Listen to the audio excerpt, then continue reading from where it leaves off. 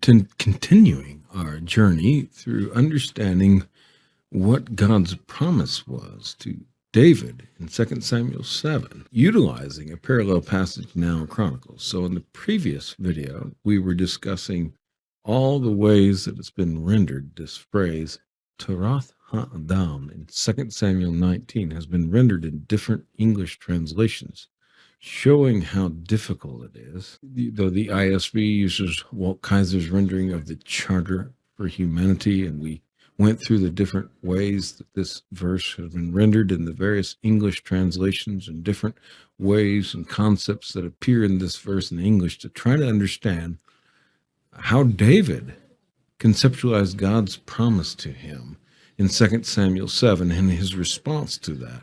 And in his response, he gives us this paradigm of the Tarath Ha'adam. And we want to continue exploring that. And now, that was in the last video, the various English translations, following Hoffner's work in his commentary in the EEC, using the same methodology, maybe spending more time than he does.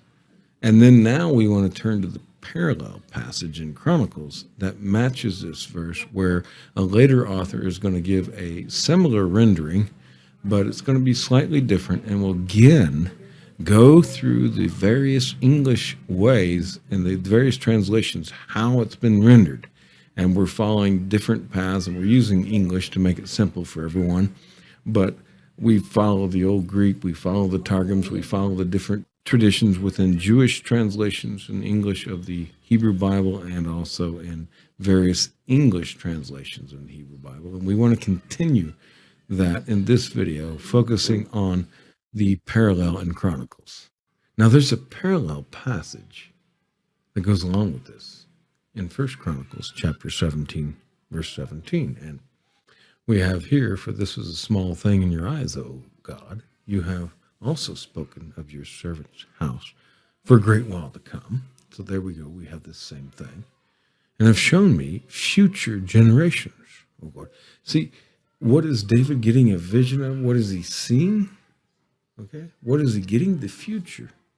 I'm seeing what my future. In other words, David is not going to accomplish this in his lifetime, but the future is going to accomplish it in his son. But also he's seeing across in future generations down how it's carrying out, and it's going to keep happening.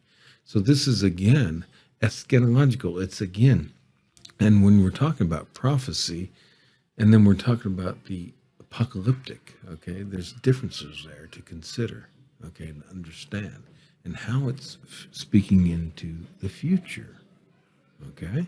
Now, it's interesting, another parallel here is when you think about Abraham in Genesis 11, at the end of the chapter, going on into Genesis 12, and the promise of future generations, and then the great struggle that Abraham went through to have those.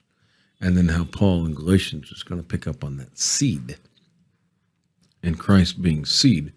But the idea that David parallels this, that David does not get to see, neither did Abraham get to see. But it was, again, prophecy of what's going to happen in the future.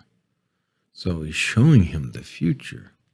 And even Abraham had to wait to see. And in Hebrews chapter 11, they're all by faith, waiting for that promise still to come to pass, the one that was promised from the beginning.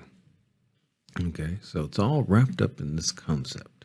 So again, I want to look at the Old Greek here for the Chronicles 17:17, and this time it's the Lexham English Septuagint, the LES, the second version, second edition. These things were thought less of before you, O God, but you have spoken over the house of your servant from afar, and you have observed me.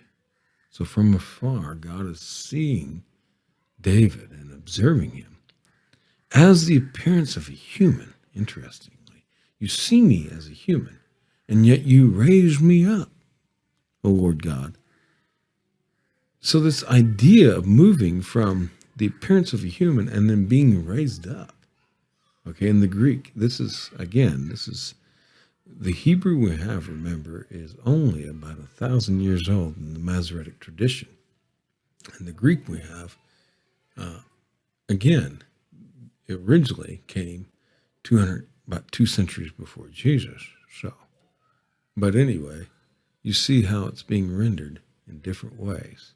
Let's go ahead and again go through different English translations of this and see what we can come up with. So here's again the New Jerusalem Bible for 1 Chronicles 17:17. Yet to you, O God, this seemed too little. And now you extend your promises for your servant's family into the distant future, making me see, as it were, a whole succession of men, and it is Yahweh God himself who raises it up. Okay? So what do we have? First, we have the promises. So it goes back to our original point. Prophecy as a promise. And so the promise is given. Okay? The promise to David. There's something being promised here to the servant's family. Okay? It's into the distant future. Interesting. Distant future. Again, this is the New Jewish Bible. So, yeah, Jerusalem Bible. So, again, the Jews, we're getting this distant future because it hasn't happened for them yet. Okay? All right? Making me see, revelation, making me see, a visionary type thing. Okay?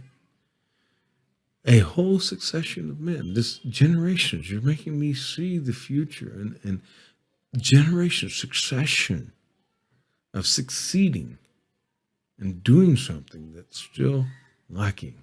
Okay? And then we have Yahweh God himself who raises it up. Again, David's not able to do this. Only God can do something like this. This is something that humankind cannot do. Okay, only God could actually build a temple, but only God could do what he's going to do with David's line. Okay, only God could do this by his power, by his spirit. Okay, this is not something that's humanly possible. And again, this raising up language. Now, again, this is the Tanakh, the new JPS, the Jewish Publication Society.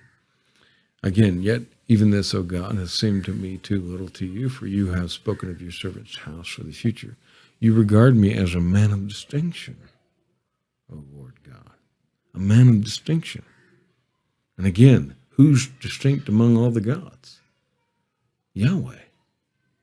Among all the gods, there's no one more distinct than Yahweh.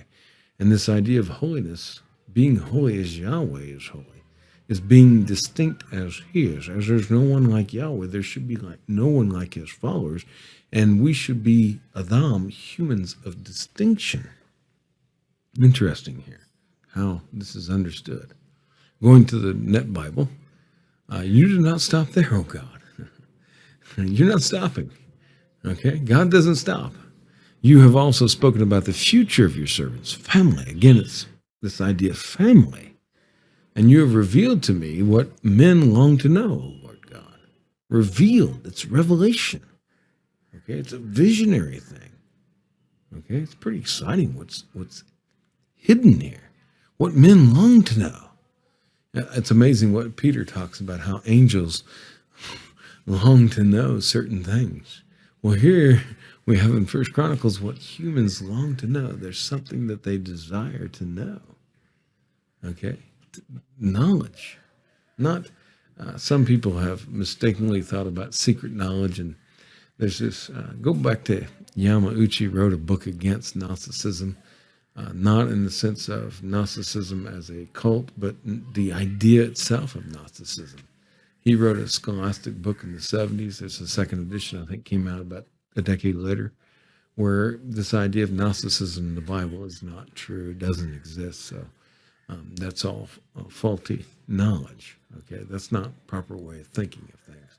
There is no Gnosticism. That's something, there was nothing such as Gnosticism that we can grab onto. That's our systematization of what was happening, and it doesn't occur in the Bible. Okay, that's what I'm getting at. Yamauchi has argued successfully that you will not find Gnosticism in the Bible. Okay, that's our later systematizing what happens after the Bible, and then putting our term on it, calling it Gnosticism. But men long to know something. And we're going to get into that, this promise, okay? Now, again, going to the Targum Jonathan. Okay, this is a small thing before you, O God. You have spoken about the house of your servant for the world to come. Okay, and we often talk about that. Even Jesus taught us to pray, here on earth as it is in heaven. Your kingdom come. The world that's coming. Again, we're in the, use a lad, George Allen Ladd's idea of we're in the kingdom now. That's quite happened since the inauguration that Jesus set forth after John the Baptist. But then there's the kingdom not yet that's to come. And so this idea, again, it's very eschatological. It's very futuristic. That's coming. Okay. And you have, let me see. Okay. We need to get our eyes open. It kind of reminds me of Luke 24 when Jesus, the resurrected Jesus, has to speak to his own disciples who are abandoning ship and going off to Emmaus, leaving Jerusalem. And he has to explain to them, I need to get your eyes open. You're blind, you cannot see this. And how he fought for 40 days as resurrected to try to get them to understand things they could not see in the scriptures that he had prophesied to them all through his years of ministry. And they could not see it. And he had to open their eyes. Okay, that I shall stand in the rank of the mighty ones, O Lord God. Stand in the ranks of the mighty ones. Okay, standing. And mighty ones. The Gibborim, the mighty ones. Interesting that phrase appears here. Again, this is the Targum. Okay, but it's interesting that phrase appears here. So again, going to the NIV, we have, as if this were not enough, okay? Again, you're doing something greater. It reminds me of the theology behind whoever wrote the Epistle of the Hebrews, that great first century sermon about how the promises that we have and how much greater they are, okay? They're so much greater, and that Jesus surpasses. Jesus surpasses, and it's something far greater, okay? In your sight, my God, you have spoken about the future of your house, of your servant. Okay? So we have this future, and I've looked on me as though I were the most exalted of men. Okay? So house of the servant. Okay? And God looks on me, and then most exalted of men. Of course, David looking at himself in the mirror, seeing that he's not that much. And then he's exalted as, the little shepherd boy that gets exalted to become king of God's people. But then there's something else going on too here. And again, it's this servant language, okay? The New Revised Standard Version, and even this was a small thing in your sight, O God, you have also spoken of your servant's house for a great while to come. Okay, it's coming. It's somewhat now, but then there's the not yet aspect still being fulfilled. Okay?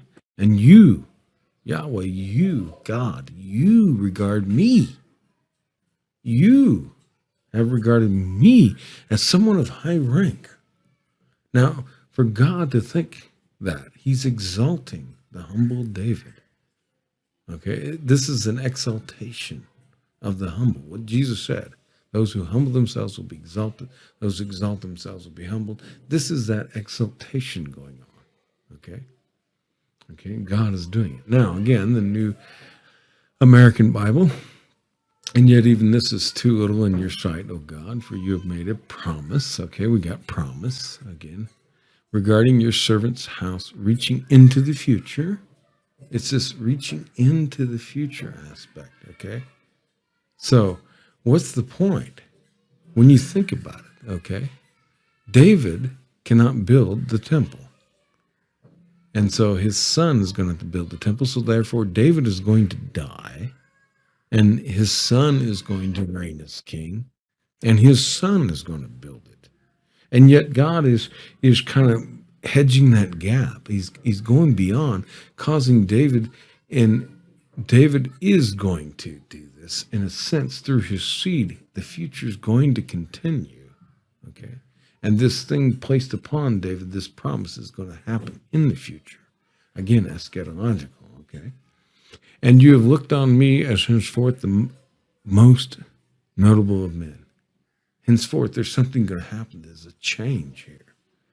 Okay, now most of us initially, when we hear about David, most of the time it's David and Goliath. And then we have the story about Sheba, maybe, is the next story that gets popular.